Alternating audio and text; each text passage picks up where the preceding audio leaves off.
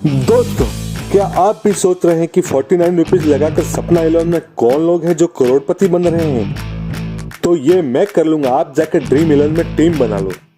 मेरे कुछ होशियार दोस्तों के दिमाग में यह भी आता होगा कि भारत में तो सट्टेबाजी पर बैन है, तो सट्टे जैसी प्रकृति के ये फैंटेसी ऐप कैसे चल रहे हैं? इसका कारण भी मैं आपको बता दूंगा, क्योंकि आपको तो ड्रीम इलेवन में जाके टीम बनानी है। नमस्कार दोस्तों, स्वागत है आपका आपके अपने अनोखे चैनल बी एम्प्लीफाइड में।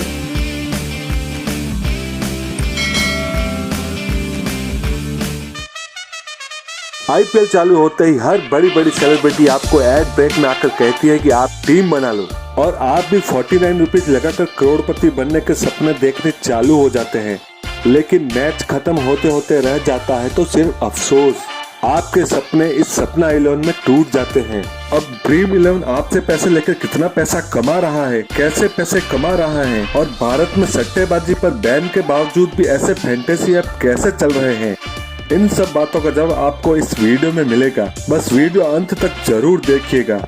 ड्रीम इलेवन पर टीम बनाने मत चले जाना। सबसे पहले मैं आपको बता दूं कि ड्रीम इलेवन ऐप में होता क्या है।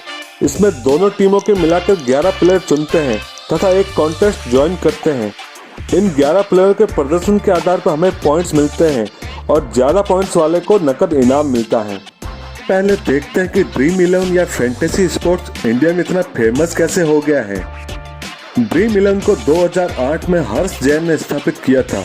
साथ में उसके को फाउंडर थे भावित सेठ। हर्ष जैन ने कोलंबिया बिजनेस स्कूल से MBA किया था। वहां रहने के दौरान हर्ष जैन ने देखा कि अमेरिका में स्पोर्ट्स फैंटेसी ऐप बहुत ही पॉपुलर है और बहुत ज्यादा लोग इसे खेलते हैं। लेकिन जब वो इंडिया में आए तो उन्हें ऐसे फैंटेसी प्लेटफॉर्म की कमी महसूस हुई। इसलिए 2008 में उन्होंने इस कंपनी की स्थापना भावित सेठ के साथ मिलकर की। शुरुआती सालों में उसके प्लेटफॉर्म को कोई खास सफलता नहीं मिली। We launched and it flopped. क्योंकि उस समय भारत में इंटरनेट और स्मार्टफोन बहुत ही महंगे थे। लेकिन 2013-14 में जियो के आने से सारा गेम ही बदल गया। लोगों को इंटरनेट फ्री में मिलने लगा, जिससे ड्रीम इलेवन के यूजर भी बढ़ने लगे। 2004 में जहां ड्रीम इलेवन के 10 लाख यूजर थे, वहीं 2016 में डबल होके 20 लाख हो गए तथा वर्तमान में ड्रीम इलेवन के लगभग 8 करोड़ यूजर है।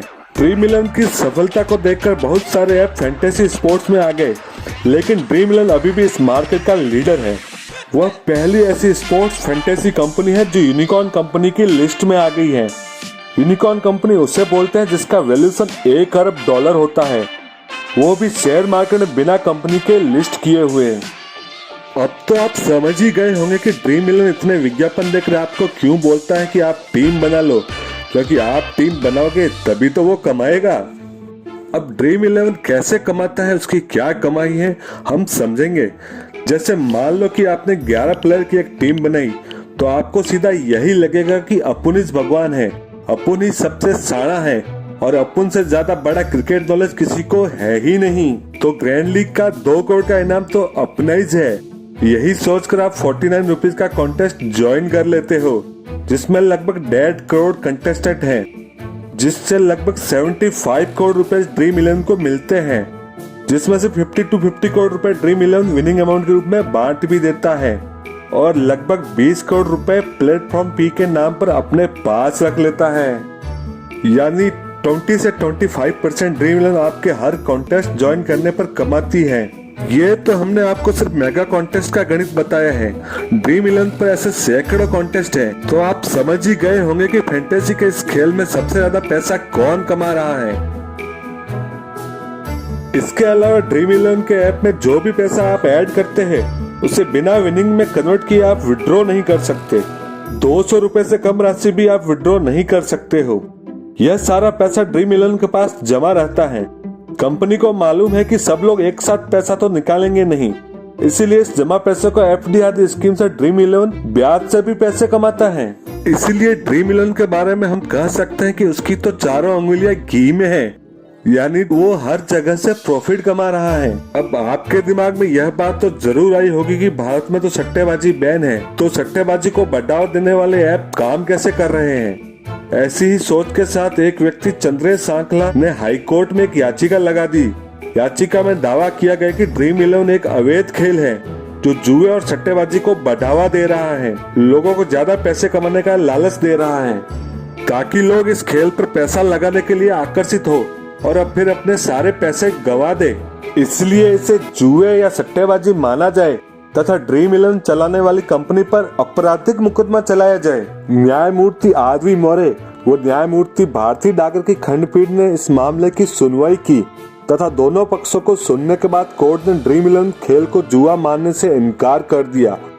इससे पहले पंजाब और हरियाणा कोर्ट भी ड्रीम 11 के पक्ष में फैसला सुना चुके थे।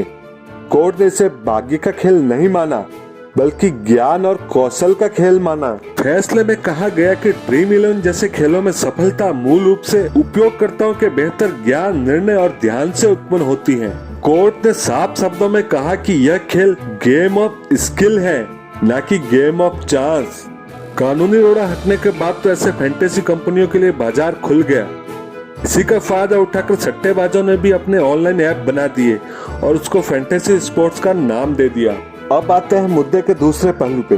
कहने को तो ये गेम ऑफ स्किल है, न कि गेम ऑफ चांस, लेकिन आपके इस गेम में 1 करोड़ रुपए जीतने का चांस 1.5 करोड़ में से 1 है और कंपनी अपने स्किल से 25% कमा ले जाएगी, चाहे कोई हारो या कोई जीतो। कंपनी खुद कहती है कि इसकी आदत लग सकती है और इसमें वित्तीय जोखिम भी है। ये दोनों ही सट्टेबाजी के प्रमुख गुण हैं। सरकार ऐसे ऐप से इनकम पर 30% टैक्स लगाती है जो सामान्यतः जुए, सट्टे या लॉटरी से इनकम पर लगता है। ऐसे में सरकार भी कहीं न कहीं इसे गेम ऑफ चांस ही मानती है, लेकिन इससे मिलने वाला अच्छा खासा रेवेन्यू सरकार की चुप्पी के लिए पर्याप्त है। अंत में हम तो यही कहना चाहते हैं कि ये सट्टा है या स्किल का गेम, वित्तीय जोखिम और लत लगने का खतरा जरूर है, इसलिए खेलो दिमाग से।